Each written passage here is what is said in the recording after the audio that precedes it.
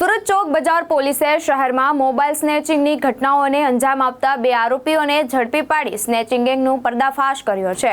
પકડાયેલા આરોપીઓની ઓળખ પ્રમોદ ઉર્ફે જાડિયો પાટીલ અને અજીત ઉર્ફે અજ્જુ પવાર તરીકે થઈ છે। પોલીસ તપાસમાં સામે આવ્યું છે કે બંને આરોપીઓ શહેરના વિવિધ વિસ્તારોમાં બાઇક પર હરીફરી રાહદારીઓ પાસેથી મોબાઈલ ફોન ઝૂંટાવી ફરાર થઈ જતા હતા। ચોક બજાર પોલીસે બંનેની ધરપકડ કરી તેમની પાસેથી ચોરાયેલા મોબાઈલ ફોન, ગુનામાં વપરાયેલી બાઇક સહિત કુલ ₹66,000નો મુદ્દામાલ કબજે કર્યો છે।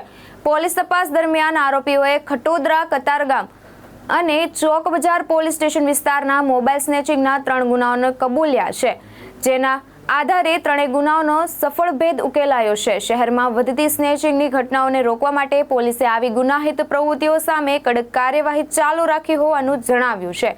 ભાવેશ ઉપાધ્યાય, દ્રષ્ટિકોણ ન્યૂઝ, સુરત।